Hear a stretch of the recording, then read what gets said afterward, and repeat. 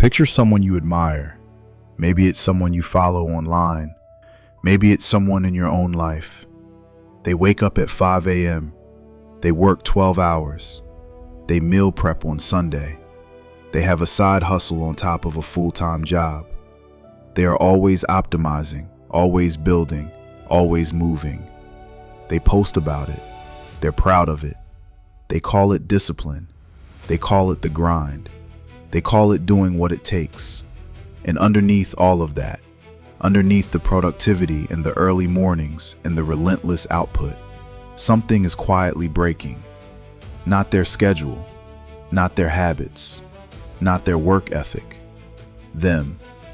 Here is the question nobody in the hustle culture space wants to ask out loud, because it sounds like weakness, because it sounds like an excuse, because it sounds like the kind of thing someone says when they're justifying not trying hard enough. What if the ambition itself is the problem? Not the goals, not the drive.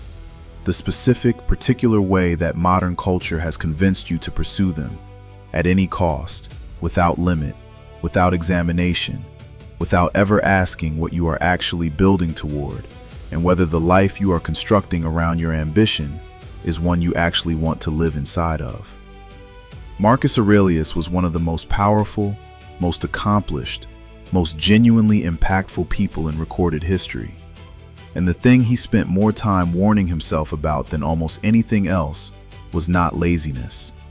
It was exactly this: the ambition that doesn't know when to stop, the drive that has lost its direction, the discipline that has become its own justification. Stay with me, because what I am about to say is going to sound like I'm telling you to want less. I'm not. I'm telling you something harder than that. Welcome to modern Stoicism.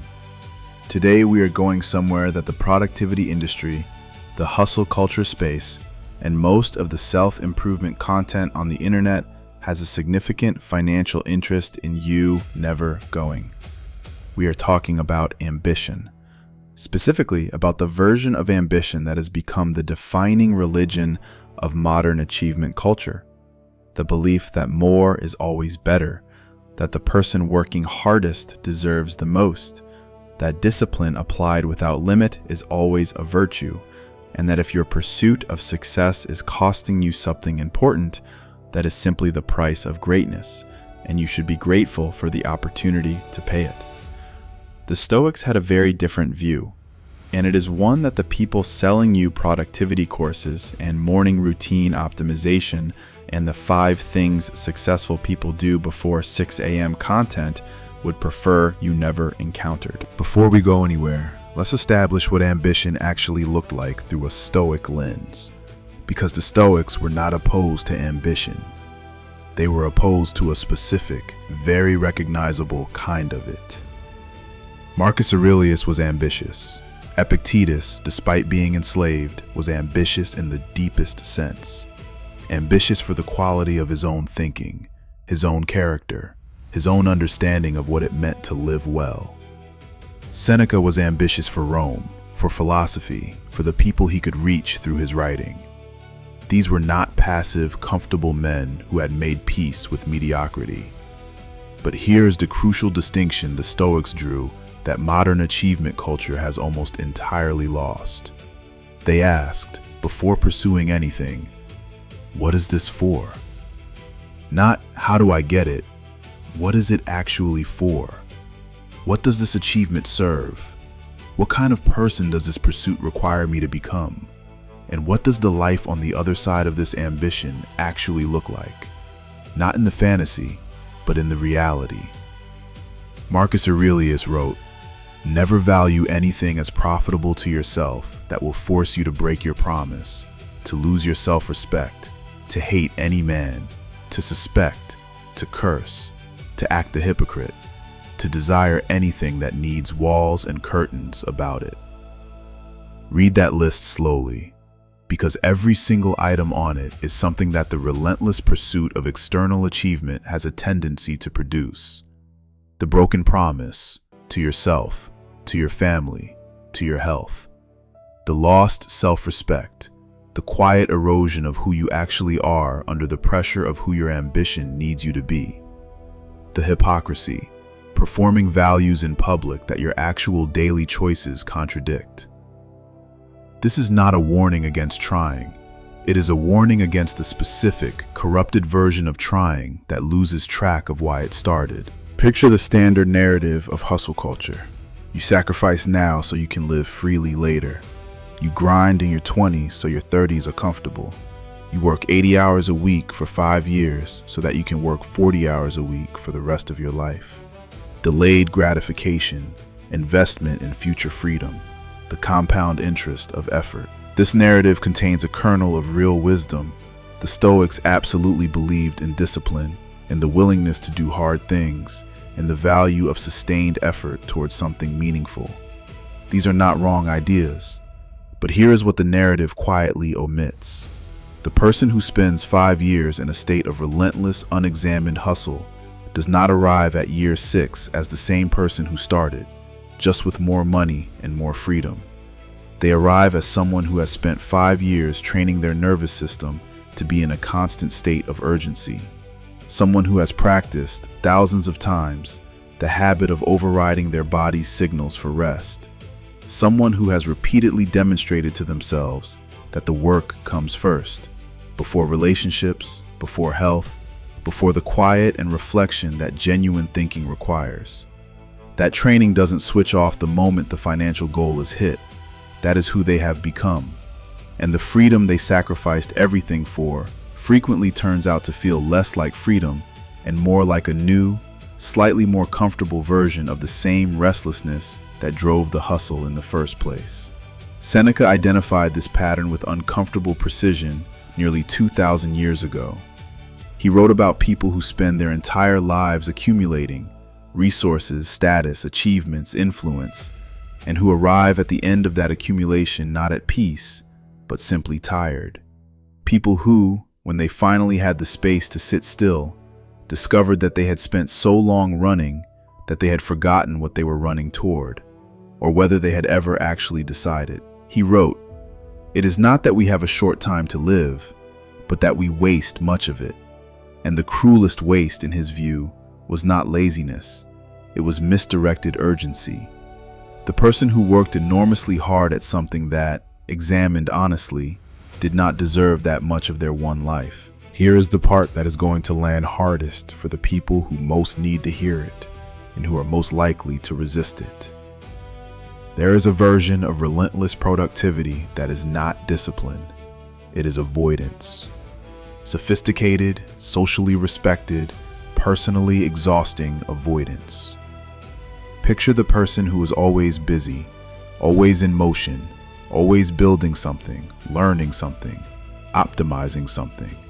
And when they are not, when the work stops and the silence arrives, they feel a specific kind of discomfort that has nothing to do with laziness, an anxiety, a sense that they should be doing something, that stillness is waste, that rest is falling behind, that the person who sits quietly with no output to show for the hour has somehow failed. Now ask this question: what is that person not sitting with? What does the busyness protect them from examining? What questions about their actual life, their relationships, their real happiness, their genuine values, the direction they are heading, and whether it is actually where they want to go, does the productivity prevent from being asked long enough to get an honest answer? Marcus Aurelius wrote about this with startling directness. He wrote that one of the most dangerous things a person could do was to keep themselves in a state of constant movement and business, because it prevented the kind of self-examination that genuine growth requires. He called it the restlessness of a person who cannot bear their own company, and he identified it specifically as a failure of character, not a sign of strength. The person who cannot stop working is not necessarily the most disciplined person in the room. They may be the person most afraid of what they will find if they do.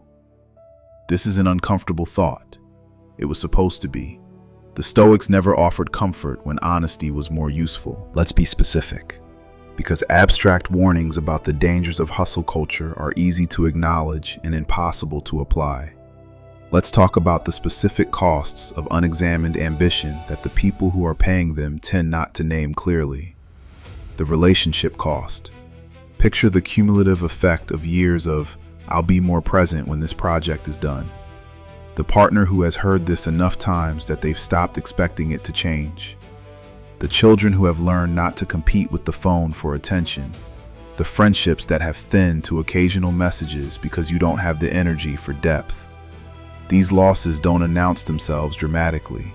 They happen slowly in the absence of presence, and they compound in the same way ambition compounds, quietly, invisibly, until the total is suddenly enormous. The health cost. Not the dramatic burnout that shows up in hospital rooms, though that happens too. The chronic, low-grade cost. The body that has been overwritten so many times that it has stopped sending clear signals. The sleep that has been treated as a negotiable variable for so long that it has become genuinely difficult. The stress that lives in the shoulders and the jaw and the stomach and has been there for so long it feels like normal. This is not discipline. This is a body that has been used as a vehicle for ambition rather than cared for as the one home you will ever have. The self-cost. This is the most invisible and the most serious. Picture who you were when you started, what you cared about, what moved you, what your actual values were before the ambition took over and began remaking everything in its own image. The curiosity that used to wander without purpose, the enjoyment of things that produced nothing, the sense of self that existed independently of what you were building. At some point, for many people, the ambition stops being something they have and becomes something they are. And the question of who they would be without it, what they would value, what they would choose, what they would do on a Tuesday afternoon with no deadlines and no goals, becomes genuinely frightening, because they no longer know the answer. Seneca wrote that the person who is a friend to everyone is a friend to no one. He meant this about relationships, but it applies with equal force to identity. The person who has given everything to their ambition is, in a very real sense, nobody outside of it. Here is a historical detail that almost never appears in the modern conversation about Marcus Aurelius, the man held up as a model of discipline and productivity and the fulfillment of one's duty. He didn't want the job. By multiple historical accounts, Marcus Aurelius had no ambition for the position of emperor. He had been living as a committed student of philosophy, deeply invested in the life of the mind, in study and reflection, and the kind of quiet intellectual work that imperial responsibility would make almost impossible. When he was designated as heir to the throne, he reportedly described the moment not as triumph, but as loss, the loss of the life he had actually wanted. And here is what makes this remarkable. He became, by almost any measure, one of the greatest emperors in Roman history. Not because he pursued the position hungrily, not because he optimized his way into power or built his identity around his ambition for the role, but because he brought his actual values, his philosophy, his genuine commitment to what was right, into a position he had accepted out of duty rather than desire. He wrote, "Ask yourself at every moment, is this necessary? Not, is this productive? Not, is this moving me toward my goal? Is this necessary? Is this actually required? Does this deserve this much of the one life I have?" That question, asked honestly, regularly, in the middle of the relentless demands of governing an empire, is the Stoic antidote to the ambition that destroys. Not less effort, better direction.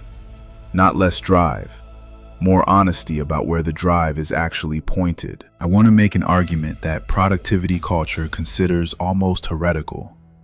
Sometimes the most disciplined thing you can do is stop. Not give up, not settle. Stop. Pause. Sit in the silence long enough to hear the actual answer to the actual question, which is not, how do I get more? It is, what do I actually want? And is what I am currently doing moving me toward it, or away from it, efficiently and impressively, and with a great deal of admirable looking effort? The Stoics built deliberate stopping into the structure of their daily practice. The evening review Seneca described was not an optimization exercise. It was not a performance review of your productivity metrics. It was a genuine reckoning. What did I actually do today? What did it cost? Was it worth what it cost? Who did I become in the doing of it? And is that person someone I respect? Those questions require stopping. They require silence.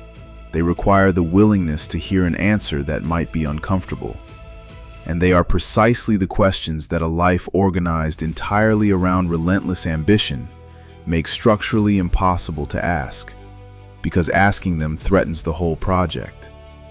If your ambition cannot survive honest examination, if the life you are building looks genuinely good only as long as you keep moving fast enough not to look at it clearly, then what you have is not discipline. What you have is momentum in a direction you never fully chose. And momentum, the Stoics would remind you, is not the same as progress.